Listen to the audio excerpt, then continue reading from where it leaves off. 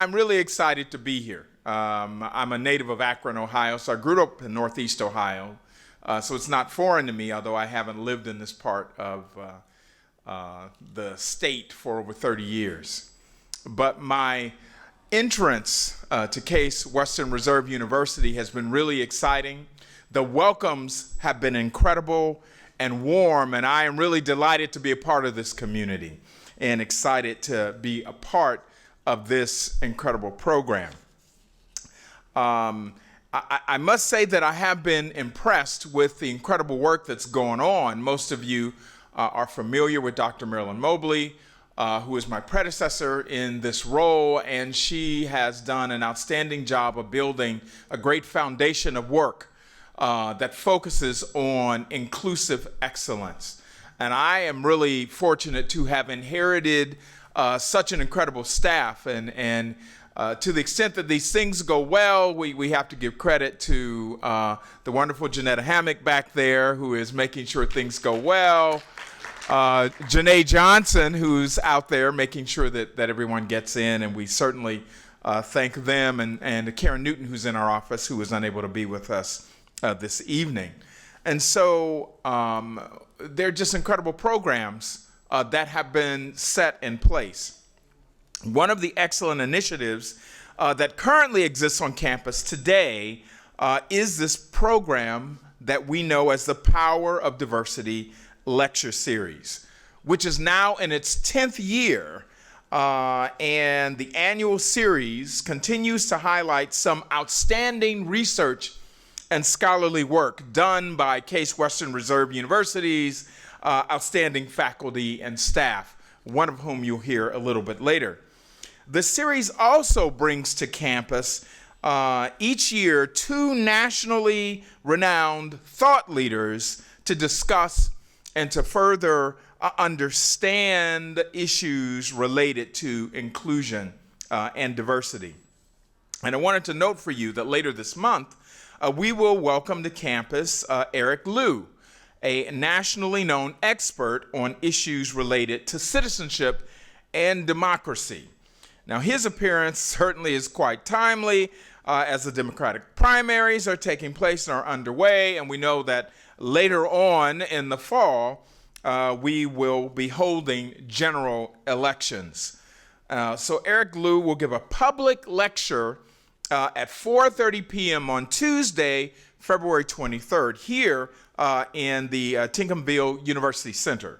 We're just down the hall in Ballroom A, so please, please, please plan to join us for that lecture so that we can talk about democracy, and certainly with a lens towards issues related to inclusion and diversity. And if you haven't already done so, I invite you on your way out to pick up our Power of Diversity Lecture Series flyers so that you can have that information and you can learn about the rest of the speakers that are lined up for the rest of this semester. So, and that's my commercial, right? But now it is actually my pleasure to introduce today's speaker, who is both a scholar and administrator here at the university, Dr. Margaret D. Larkins-Pettigrew, who serves as an associate professor and assistant dean of students in the Department of Obstetrics, Gynecology, and Reproductive Biology here at Case Western Reserve University School of Medicine. She also serves as the Edgar B. Jackson Jr. Chair and head of the Office of Community Impact, Equity, Diversity, and Inclusion, and as Director of Global Health Programs at University Hospital Cleveland Medical Center. She is a busy woman. Now, as an academic clinician in obstetrics and gynecology, Dr. Larkins-Pettigrew has dedicated more than 25 years of her professional and personal life to diversity issues and global health challenges of women. As a physician, she has focused on care for under-resourced communities and for women living with HIV. She is the founder and CEO of University Hospital's Women and Neonates Diversity Outreach Opportunity and Research Program, and the acronym WONDOR, which is pronounced WONDOR. The program strives to reduce maternal and neonatal morbidity and mortality rates through academic achievement enrichment, of faculty, medical students, and providers in the U.S. and abroad. Dr. Larkins-Pettigrew has also been involved in First Year Cleveland, a local initiative working to reduce infant death and racial disparities in medical treatment and access. She received her medical degree and bachelor's degree in nursing from the University of Pittsburgh. She received her master's degree in education from California State University, Los Angeles, and an adult nursing practitioner certificate from California State University, Long Beach. She also holds a master's degree in public policy and management from the University of Pittsburgh. When did you rest? She still hasn't rested. Dr. Larkins-Pettigrew is a proud veteran of the United States Navy, where she cared for active duty members, veterans, and their families. She has served on numerous boards, has spoken at national and international conferences, and has published local and international manuscripts on her areas of expertise. We are thrilled that Dr. Margaret Larkins-Pettigrew has taken time out of her very busy schedule to be here with us today and to share her knowledge and wisdom with us. Would you please join me in giving her a warm welcome? Dr. Larkins-Pettigrew. What an absolute pleasure to be with you today and share some of what I feel is my expertise. This is Black History Month, and I'm going to talk a little bit about the dilemma we have around maternal and fetal morbidity and mortality. And I'm going to talk to you from the start of what happens to women when they're subjected to these long courses of stress in their lives. And I stand before you as an example of a Black woman who has been subjected to these long periods of stress in my life. That stress is called weathering, if many of you may know that term. But what the title says there, Colors of My Heart, is my manuscript, my autobiography, that will be on the market next month. But it does examine what has happened in my life, the history of my life, and the stressors that I have been subjected to, that many women are subjected to, that ultimately ends in poor maternal outcomes.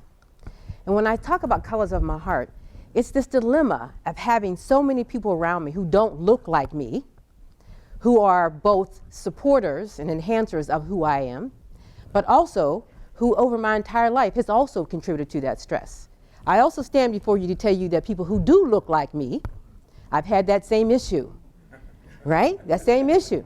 You know, people who do look like me, who's also contributed to that stress, and to those periods where ultimately, if it happens to women, it causes them to have poor maternal outcomes.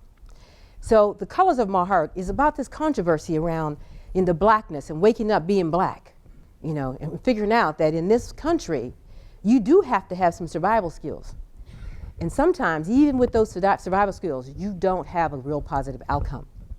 So thank you very much for the Office of Inclusion and Diversity for inviting me here today. And I'm going to start by telling you I have no financial or non-financial disclosures. My learning objectives, I was really careful to point out those areas that I really want to talk to you about today. A little bit about the Colors of My Heart, because I have to talk about how does this start, when does this start, and how are we going to move to changing what happens to women in this country of color. And then to look at what's the reality of the trauma that happens as you continue through life and all of this weathering takes place. It happens not only in our healthcare systems, but in our transportation systems, housing, in our legal systems. And I want to talk to you a little bit about that because women are subjected to all of that, and so are men. The third thing is looking at racial disparities. We talk about racial disparities all the time, but when we don't talk about our health care disparities. We have health disparities, but what happens in those arenas where we have health care disparities? When I'm looked at very differently than my colleague next to me who does not look like me. those disparities in the hospital system when you make decisions that can ultimately end up with bad outcomes. And so those are the things that we need to start thinking about how we attack those. And First Year Cleveland, I'm going to share with you, has made a significant impact making sure that we're addressing that. And the history of lived experiences, have to talk about what's happened and how we got here. Seriously, how do we get here? And then how as healthcare professionals, now we start with healthcare professionals, but remember, this trauma happens in every single aspect of our lives, whether it's housing, transportation, the legal system, all of those areas have to be aware that we have got to make sure we are understanding how we got to this point. And it starts with structural racism. That's what our country is built on. We talk about these economic benefits that we have because of who we are as a capitalistic nation. We didn't get here except by a significant plan to get here. And we have to talk about that. So when does the trauma and the toxicity begin? When do you think it begins? Before birth. Absolutely. So let me tell you a little story about me, because I have to share a little bit about my book. So I am a product, great-great-granddaughter of Sidney Lee. Do you know who Sidney Lee is? Sidney Lee is the eldest brother of Robert E. Lee. Now, when we went through, did our history and did our DNA and figured this out, you know, Sidney Lee had my great-great-grandmother as a bed warmer. And if those of you who have not heard that, you need to be familiar with that. Because if you don't know that, then you have not jumped in to understand the history of African Americans in this country. And understanding the history of African Americans in this country will make the difference as to where you move to make sure that you're developing solutions to make sure that we're taking care of some of the problems we have. So I was a product of Sidney and my great-great-grandmother, who was a bed warmer on the plantation. My grandmother, also a Lee. Then I was born in a little place in Uniontown, Pennsylvania. Anybody know about Uniontown? Right over the border of West Virginia. My father was a coal miner, so I'm a coal miner's daughter and I can sing.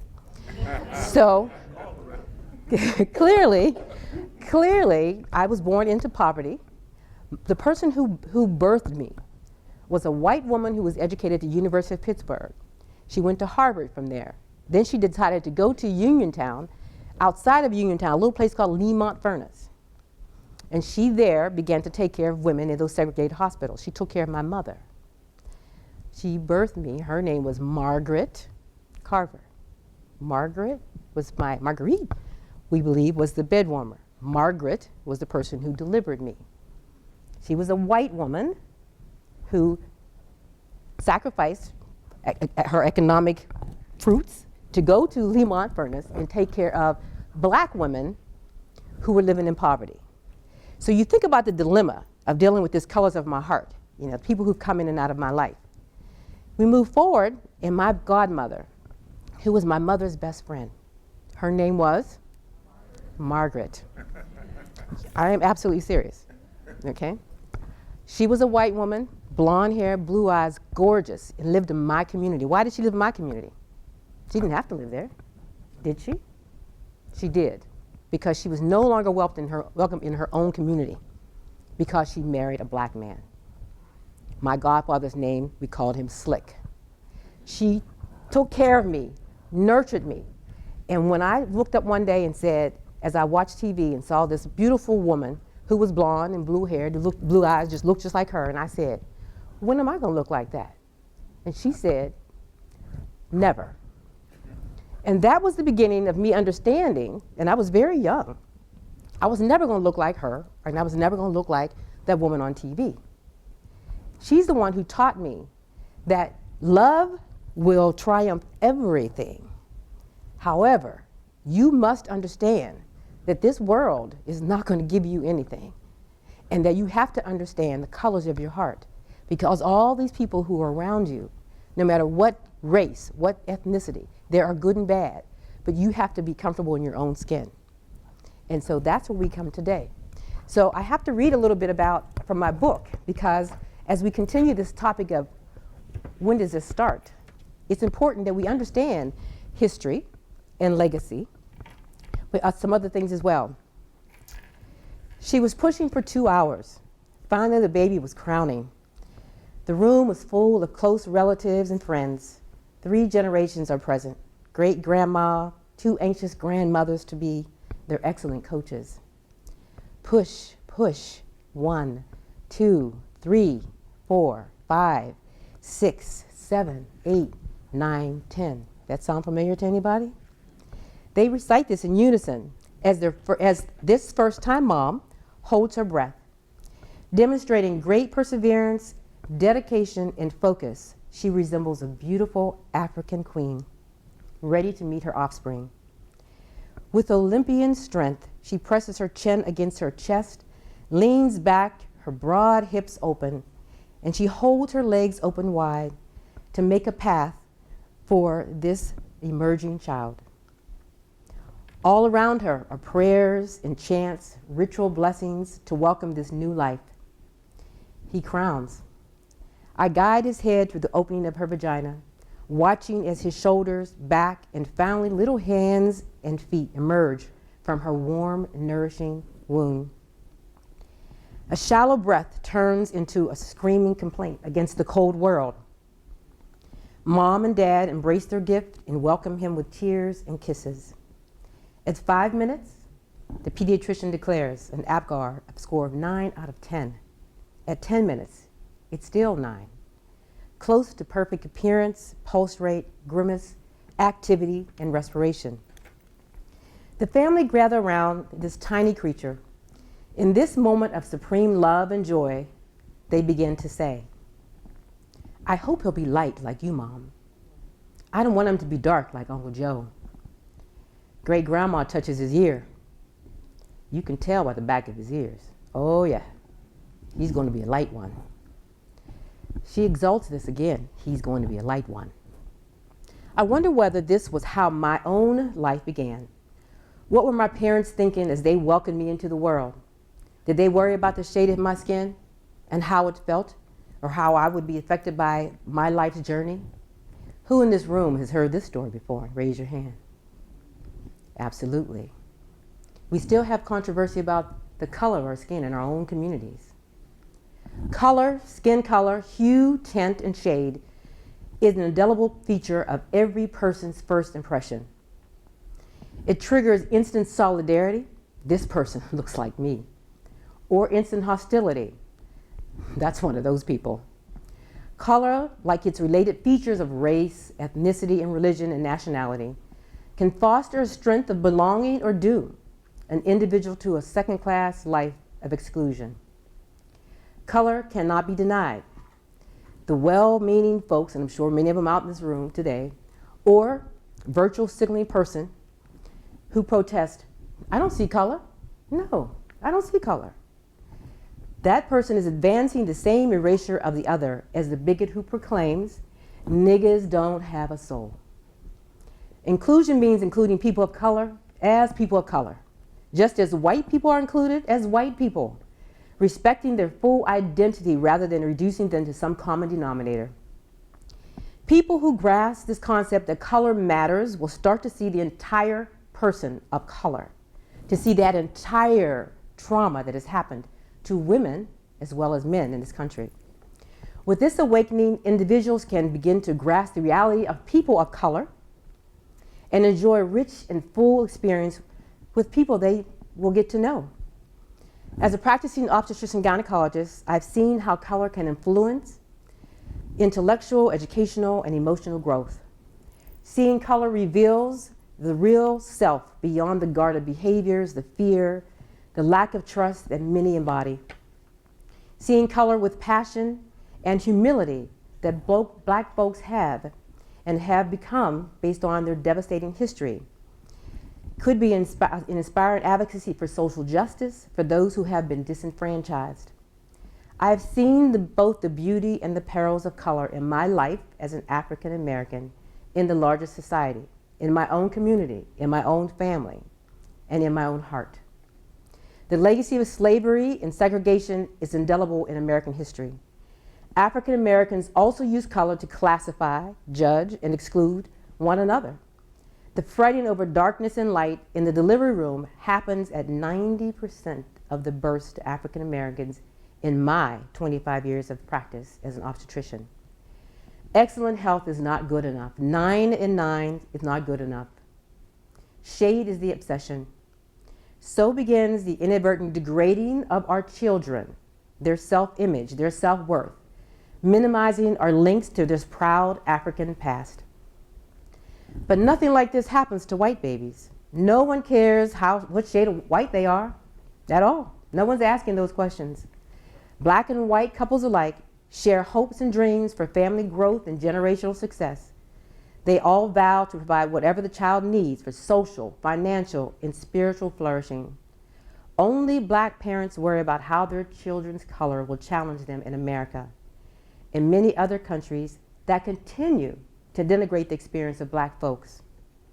They unanimously perceive the lighter the better, as if repeating the doll test. Do you remember the doll test? Many of you scientists out there.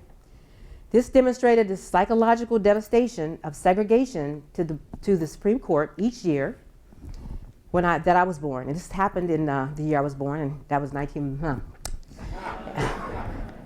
In this test, black children were given black and white dolls, and they all preferred to have white dolls. Described the white dolls as being beautiful, just as I sat there watching TV with my godmother and said, when am I going to look like that?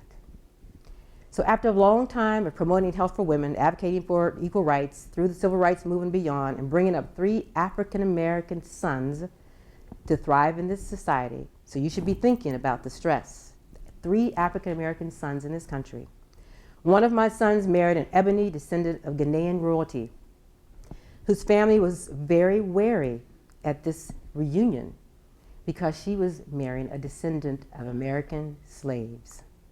Another son married a blonde, blue-eyed, gun-toting white man from North Dakota.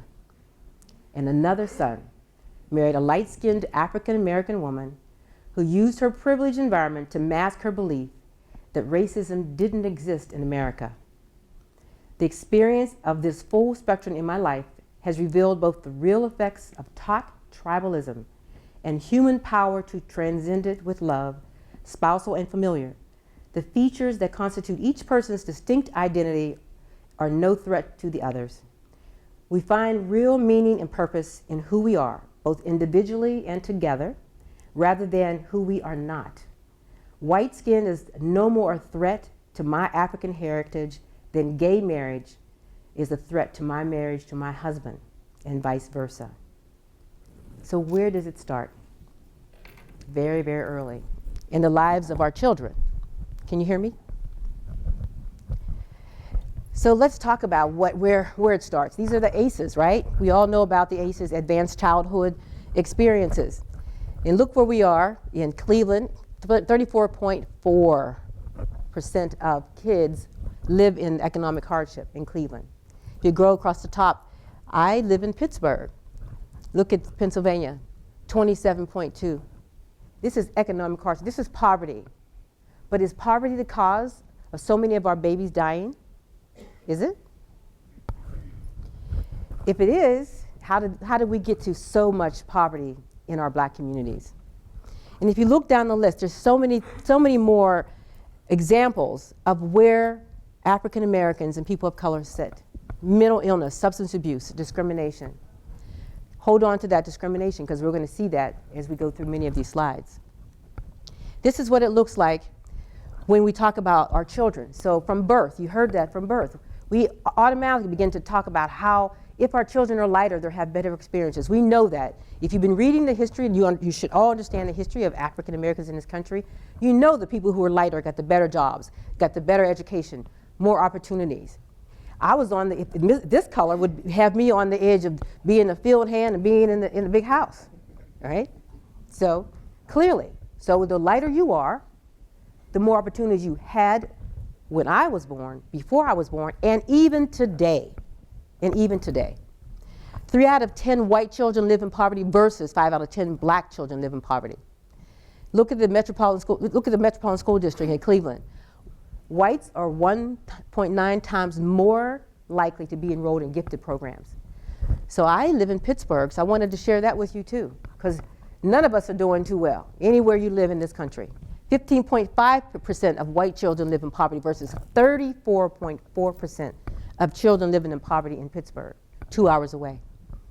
Black children in Pittsburgh have less of an opportunity to be put in gifted programs than they do here in Cleveland. So you could say, oh, we're not that bad. We're bad. What is this? Redlining, right? Does redlining still happen? Absolutely. So what happened to the areas of this city that were redlined? Greatest percentage of blacks lived in those redlined areas. Look at the unemployment, same redline areas, okay? Move down to poverty and look at the median income. Now this is data from, where do you think? From Cleveland, from Pittsburgh, Cleveland. That was Pittsburgh. Now that was Pittsburgh. This is Cleveland. That was Cleveland. This is Pittsburgh. Sorry. This is a very interesting, an interesting slide, because when you think about where the redlining occurred there, this is all near the rivers and the water in Pittsburgh. And look at that. So what do you think is happening there now? It's now it's flourishing now, right? So what's happening? Gentrification. Is that happening here in Cleveland? Absolutely, right in their own backyards. So white poverty rate in Cleveland, 26.2% versus black poverty rate, 43.3%. And look at the black people who most likely live in poverty. So this is an interesting slide that I wanted to bring to you, because we talked about from birth to education, school systems, and now look at what happens in our juvenile justice centers. Now the top part, when you say racial disparities in discipline starts in school, think about what happens to that child, that little black child, who misbehaves in kindergarten, first grade, right? What happens to that little black child? Who are they talking about in the lunchrooms? Those of you who may be teachers in this group. What follows that child their entire life, from kindergarten to first grade to second grade? Oh, he's a bad child. He's a bad child. The highest rate of expulsions in any of these schools are little black kids. It continues. The stress continues over and over and over.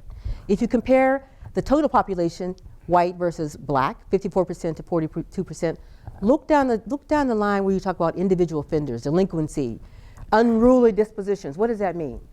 I mean, how many of you have kids who are either out of grandkids, cousins, nephews, who are on some medication to help them with their ADHD? I'm sure you know people who are on, kids who have been diagnosed of having ADHD and who are on medication. Why can't they just be normal children?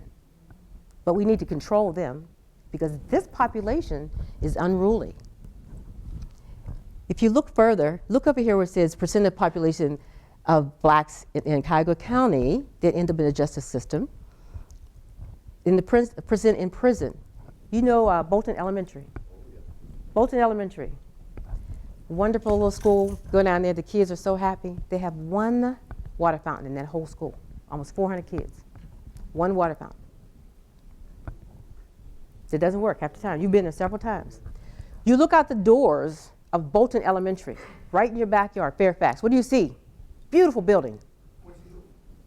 The Quincy Hilton, absolutely, Juvenile Justice Center. So you built a juvenile justice center right across the street from a failing school. What does that say to those children? That's where I'm going to end up at some point. So let's look at the difference between white men, white women, and black women who are in prison. 1 out of 17 white men compared to 1 out of 3 black men. 1 in 111 white women compared to 1 in 18 black women. Did you see, everybody see Just Mercy? Read the book Just Mercy? Absolutely wonderful book, but real life stories. This is real. Now, most of the time when you see something like this and there's some comparison in Cleveland, they're always talking about Huff, right? They say Huff and Lyndhurst. Those are the 2 cities they use all the time. They say, well, you look at Huff and you look at Lyndhurst and you see these, they're 8 miles apart.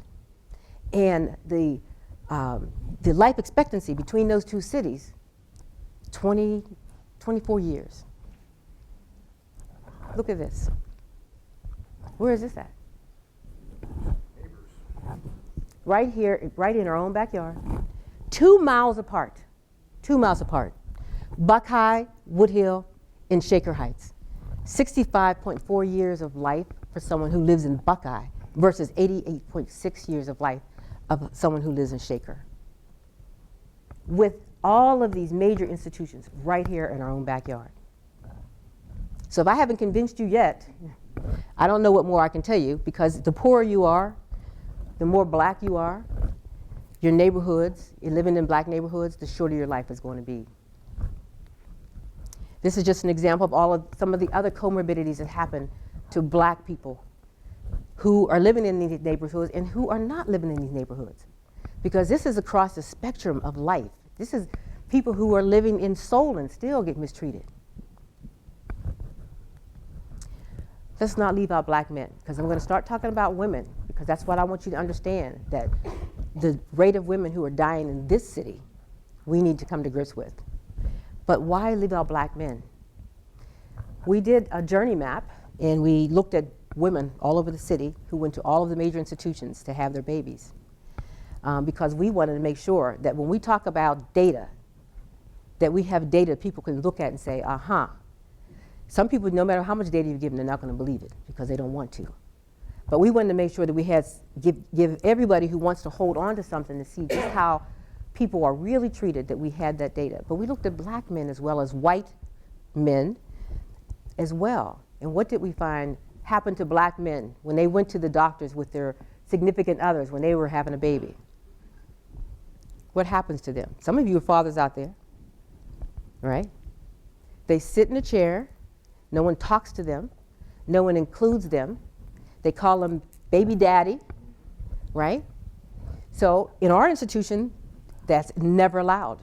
And if you say that, then you're going to be disciplined, because that person is significant to that person who's on the table. But this still happens in many of our hospital rooms, many of our clinics, that the fathers are left out, not included, not addressed at all. So I'm telling you today, be an advocate for dads, because I'm not going to talk about that much more. Let's talk about racial disparities in maternity care. Okay. So this is the question that was asked in the New York Times Magazine.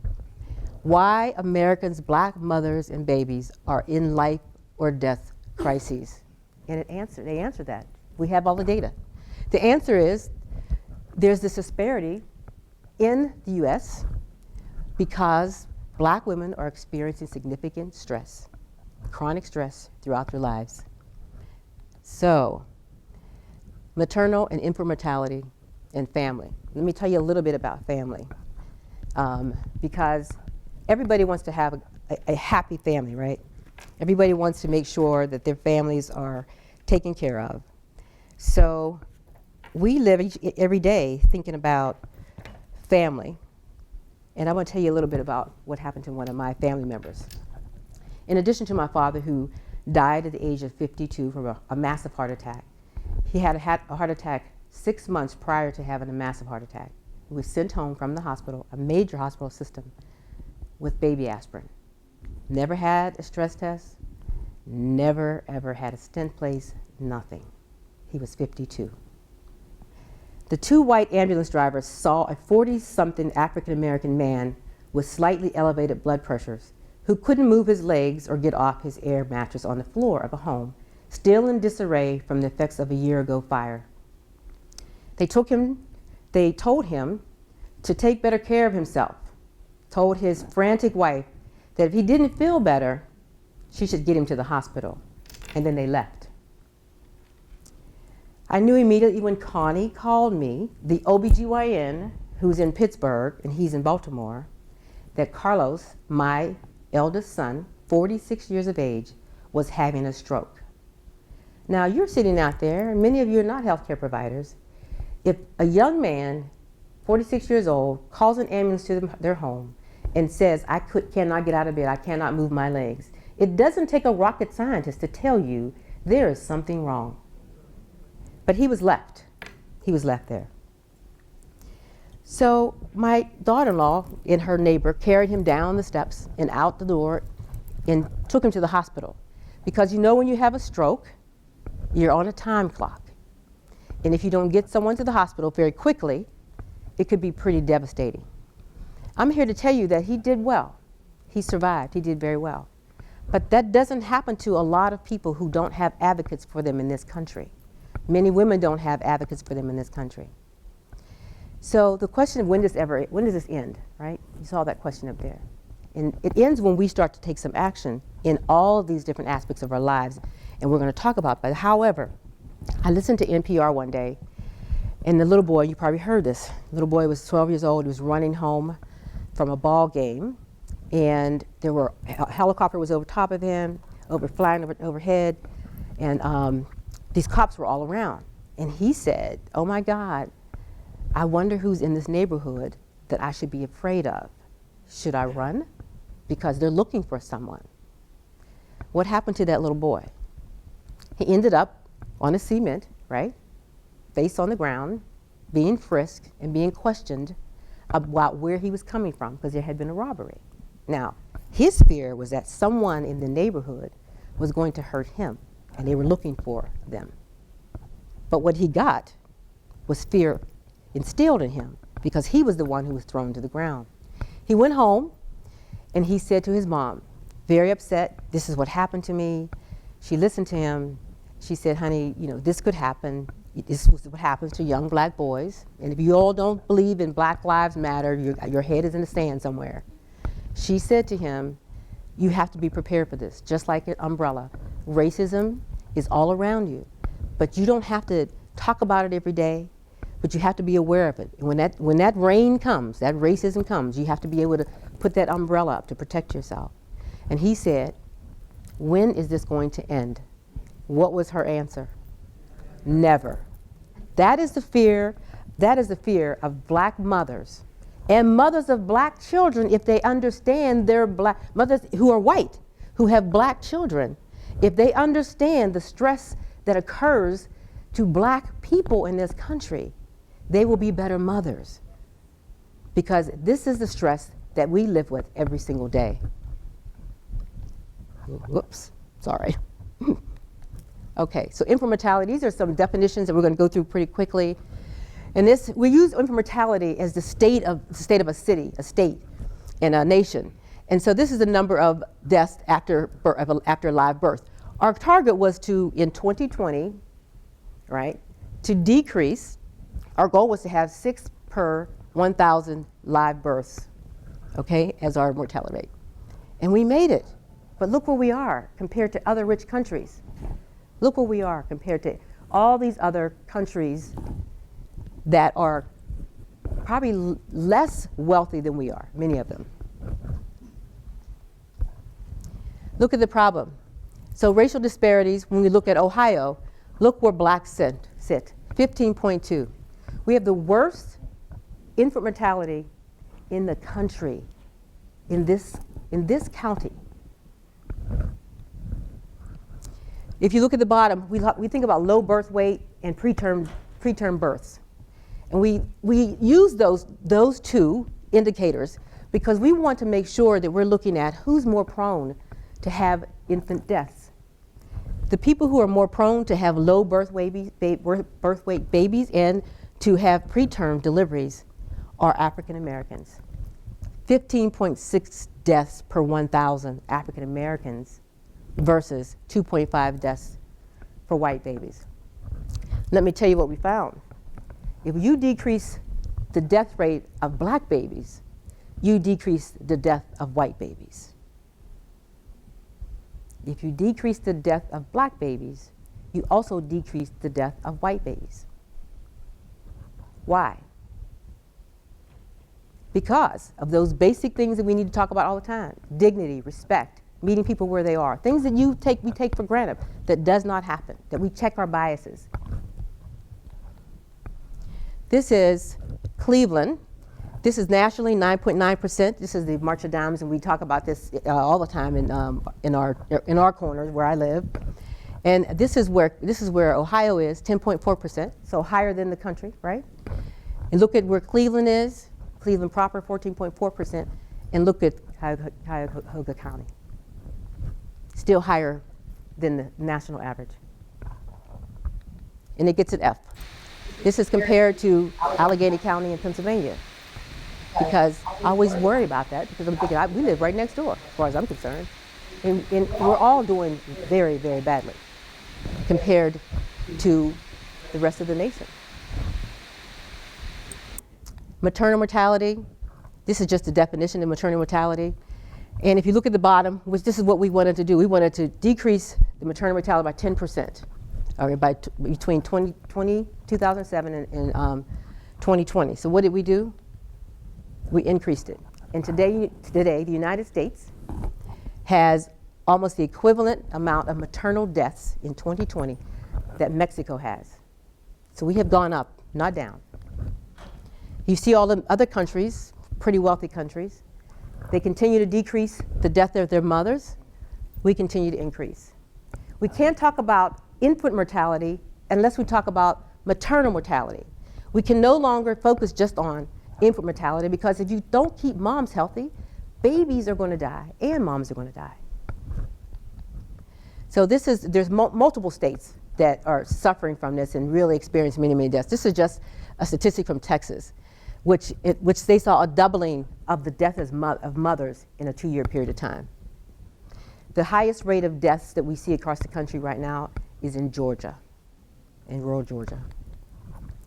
Causes of maternal death: hemorrhage and hypertensive disease. Sometimes we say preeclampsia, but these are preventable causes. Women are dying because they're bleeding to death. So how did we get here?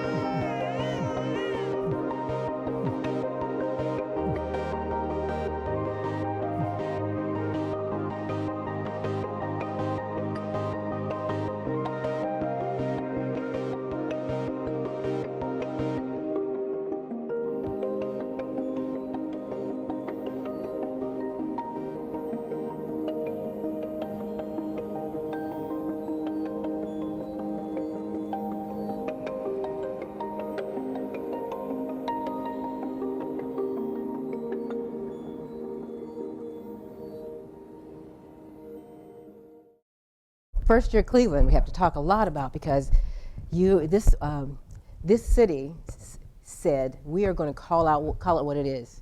We're going to deal with structural racism. We're going to call it what it is. It's not about race. It's about racism. It's about understanding how we got here. So many of this you've already seen tells you a little bit about how we got here. But then how does it affect the outcomes of our moms and babes? Well, let's talk about equity and let's talk about equality. Many of you have seen this before. So knowing the difference between equality and equity. So let's dish out the same amount of food to everybody. Let's put everybody on the same stoop. But what happens to the little one? Can't see it all. All right, so then let's talk about equity. Let's make it so that they all can see. All right, so let's talk about equity. And what are we doing around equity? But this is the reality. This is reality. So people of color, and I say people of color because it's not only black people, African American people, who are left behind. But when you talk about hue and the color of your skin, many people in this room, many of our colored brothers and sisters are experiencing the same things that African Americans are. Now, I did a seminar in Pittsburgh some time ago, and it was a seminar to look at why African mothers were experiencing the same thing that African American mothers were. Because when they throw those cuffs on you when you're walking down the street and they think you've done something, they're not asking you if you're from Ghana. They're not asking you if you're from Compton. You are black, and that's what they see. And you're going to get the same treatment than anybody else. So we need to talk about racism, and we need to talk about racism as a root cause of many of the healthcare disparities that we see. And that's where we need to start. So the American College of Nurse Midwives came out with a statement about how do we address this. As an organization, so major organizations across the country said, we need to talk about racism, and we need to call it out. So when we talk about racism, let's talk about the studies that were done around racism in every aspect of healthcare. This is just one example of what happened in the area of opioids. What happens when your sickle cell patients come into the hospital, right? So they're ill, they're having pain. You know, they go through a lot before they're given enough medication to control that pain. But we give them enough, get them settled, and then we discharge them home. And we discharge them home, same medication that took care of the pain? Absolutely not. We give them less. And why do we give them less? Because those black people are selling those drugs. Where did that come from? Where did that come from? That's the blind spot, that's the stereotypes, and those are the types of behaviors that kill patients. But whether you work in a healthcare system or not, every aspect of society, if mistreated, causes that weathering and that breakdown and that stress that really affects all women and all men. There's different types and forms of racism. We know what they are. They're internalized, they're interpersonal, what we say to one another. I mean, I had an employee who worked for me, and she was talking to another colleague, and he was telling her that he doesn't work on Christmas because he's Jewish. And she said, "What? You don't work on, you work on Christmas?" He said, "I work on Christmas because I'm Jewish and I don't celebrate the holiday, so I give everybody else a chance to have that day off." And she said, "Well, how could you work every single Christmas when you have children?" And he said, "Because I'm Jewish." And she said, "I can't imagine your kids waking up in the morning and not having you there."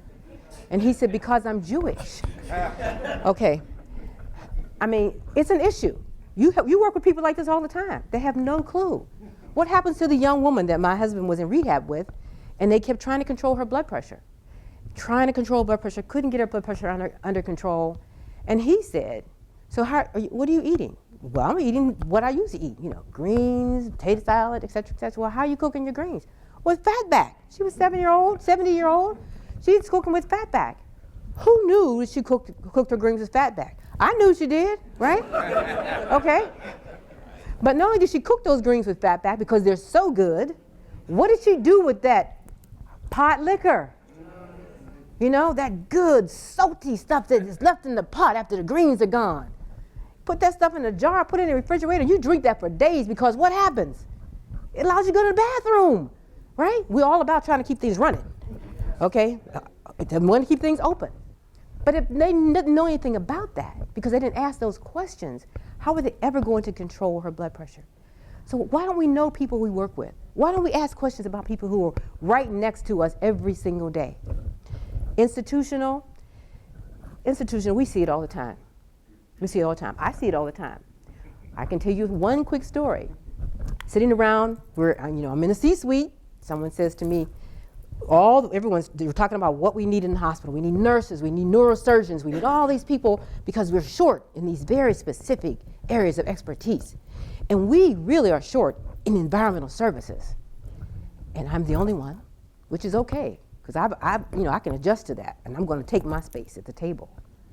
And they say, "Margaret, can you go to the community?" Do you have a community? You have a community, right? You have a community. You all have a community. What's the community? What's the community? Okay? Can you go to the community and talk to the churches? What church are we talking about? Black churches, okay? Now, they're looking at me. Just they say it. Go to the community because the community is your black community. To the churches, that means the black churches because you're looking at this black face, all right? And tell them that we're hiring in the environmental services. Now, of course, I said, absolutely. Who do you want me to tell them to contact when I get the news out? And they gave me the name of the person, right? So I left, and I said about 12 four-letter words. But if I would have said that in the room, if I would have said anything in that room, what do you think the outcome would have been? They would have shut down. Now, I would have been what? An angry black woman. Okay? So I wrote a beautiful letter. Sent a letter all over the place. Beautiful letter about walking into the system and having this bird's eye view of all opportunities you might have in an institution. And I sent them to all the clergy. Sent them to the synagogues. I sent them to all the Catholic churches. I sent them all over. And then I sent him, this young man who told me to go to the community. And I said, "This is a beautiful letter that I sent." I didn't say beautiful, but I knew it was great. So, this is the letter that I sent, per your request. And as you can see, you will have a broader pool to pull from. Okay. Now, it is my hope that he understood and could see his blind spot, Because if we all can't see that, because we all need to be at the table. All of us, black, white, we all need to be at the table. When I talk about colors of my heart, we can't do this by ourselves. But we have to recognize that we all have to be here together. So this is the most important thing that we need to talk about, and that's structural racism. And that's where I live. So what happens with racial discrimination as it affects women? It causes so much toxic stress over a lifetime. Those ACEs I talked about at the very beginning, that you think they disappear. Where do they go? You have ACEs as a child. That's trauma that continues with you through life. Yeah, you move on. Do you ever get over it? No. Because every time you turn around, there's something that's happening to you in your life that reminds you that you are black. And if you haven't had that opportunity, it's coming. All right. So this is Arlene Dronimus. She was a student. Now she's at University of Michigan. She's a professor there. She works in public health. But she coined the term weathering. Just like you put a piece of furniture out on the porch and leave it, season after season. You see it breaks down, it breaks down. That's exactly what happens to women who are subjected to stress day in and day out. It never changes. No matter how educated you are, no matter how rich you become, you are going to be the subject of structural racism because of your color of your skin. I was in a nearby parking lot a couple of months ago, and I hit a car coming around that horrible parking lot that I have to park in. I hit a car, and I put a sign on the car that said, I hit your car, I need to take care of the damages. Call the police, please come. They're taking information about me, the fact that I hit this car. And then I'm talking on the phone to the insurance company, and the officer who came, who was a nice little chubby guy, little chubby white guy who was so friendly when he came, told me to get off the phone. I'm dressed. I'm a physician. I have a name tag. He said, get off the phone. Now, when should I start getting afraid? When? Then? Okay? All right? So I say to the insurance company, I need to hang up and I'll call you back. I said, what's wrong, officer? Always polite. And he said, this is not your car. Whose car is this? Now, I drive, okay, you know what I drive, all right? I drive a car that has 190,000 miles on it, a Toyota Solara. Now, who would want the car except me? But no, he said that to me, and I said, no, this is my car. And he said, it is not your car. Who does this car belong to? Because these plates are not yours. I said, okay. I said, I think you made a mistake. You need to call it in again. He picks up the phone. I convince him he needs to call it again. But should my heart be racing now? All right? Yes. Absolutely. Because why?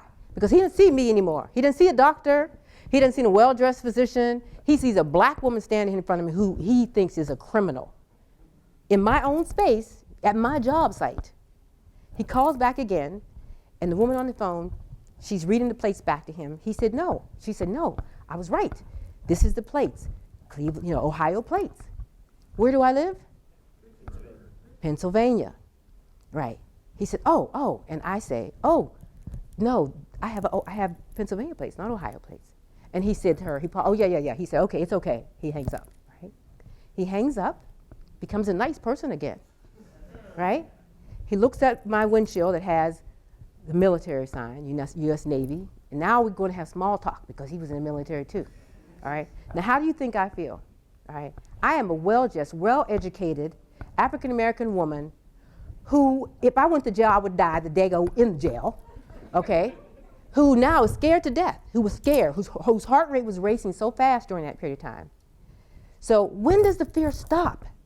When does it stop? So that weathering happens all the time. This is another Black Mamas Matter. I just want to introduce you to some of the people who are activists and who are people who are on this journey to help improve this situation in our country. Black Mamas Matter came up with all of these statements, really taking a look across the country, trying to make you understand that this is not an issue of just racism. This is civil rights. This is human rights. And everybody deserves the same treatment in this country. If you look across the education spectrum, 8th grade to advanced degrees, who are the people who are most likely to lose their babies? The highest bars are for Black people. You remember this, right? Don't have to talk about Serena, There's controversy about this. Well, why? They just didn't listen to her? No, it wasn't racist. Well, she wasn't convincing enough. The fact is, she had a PE.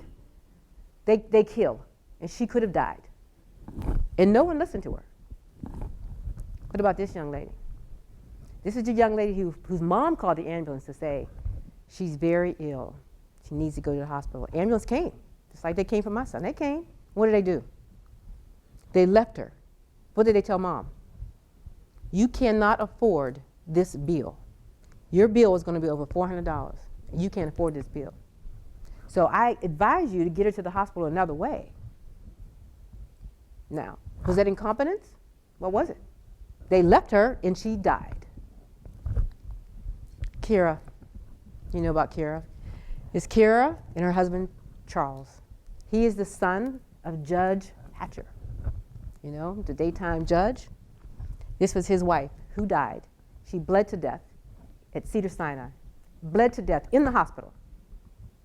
And her husband, the time that she had the baby at 2 o'clock in the morning, 2 o'clock p.m., 5 o'clock, he said there's blood in her catheter, frank blood. That was that. So 2 o'clock she had the baby, 5 o'clock, he said there's blood in her catheter. They did a CT scan at 7 o'clock, right?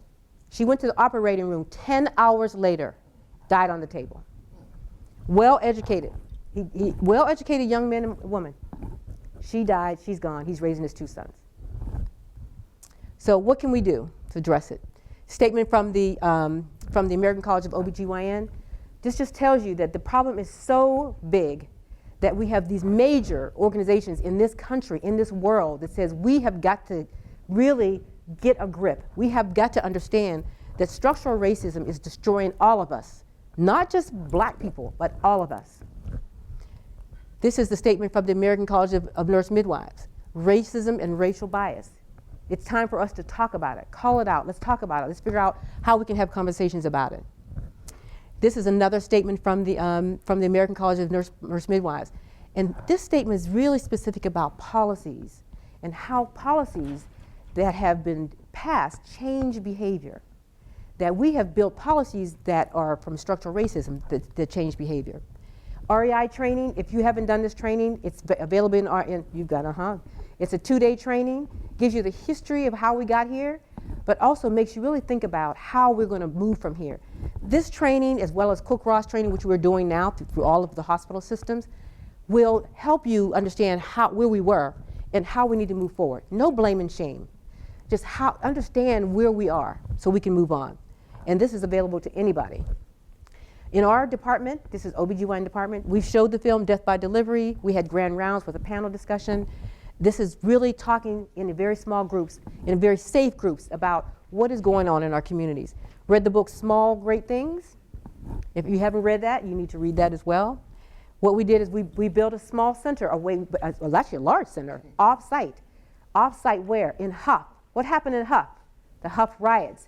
We moved we moved our residence center off campus where people live, gave it a green space, places to walk, near a supermarket, so that they're not coming into a place that they don't feel that safe in. First Year Cleveland, let's talk about First Year Cleveland. This is one of the largest initiatives in this city. Case Western led the way, we led the way and said, let's bring everybody together. Everybody has to come to the table to do this and make this happen.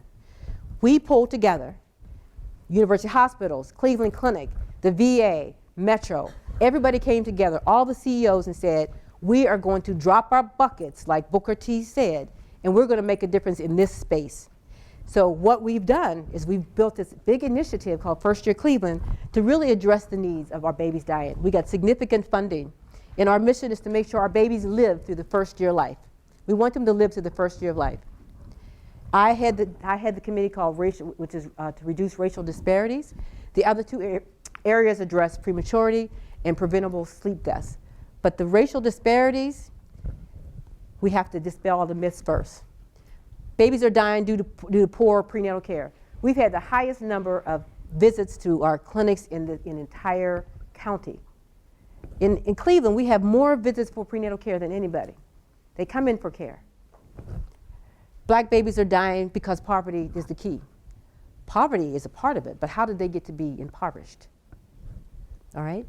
And then babies who are dying are born to teens. You all know, teen mothers, the number of teen mothers in this country are decreasing drastically. That is not true. This is first year Cleveland, and the things I'm going to point out to this just the fact that this is an IRB was created. All the hospitals signed a contract to participate in this. And they are now, we did a journey map, all women. We looked at African American women, Caucasian women, Latino women. We asked them how they were treated as they made that first phone call to Cleveland Clinic or university hospitals. We asked them what was their experience when they went to triage, when they went to labor, what happened to them? What was the results? Do you know what the results were? Of course, they were treated differently. You know, sometimes misperceptions of how they were spoken to, but across the board, African Americans and Latino women were mistreated. The things that were said to them, the rude behaviors, the lack of understanding of what was going on with them, it was absolutely horrible to listen to the women and their experiences. So what we decided to do based on that journey map is to build an educational piece that will go through all the systems, Cleveland Clinic, university hospitals, everybody, and CWRU. So this education that we're developing now, we're in the final points of our curriculum. This is what we want as far as anticipated outcomes. And after this next year, the institutions must own this themselves. We're looking at transformative learning. That's what we want to see. All the other changes that occur are fine, but we want to see changes. We want to see the colors of people's hearts. We want to see that you can take care of my mother, you can take care of my mother, everybody out here, no matter who you look like, you're going to take care of women with dignity and respect, and then we're going to see the numbers drop. Thank you.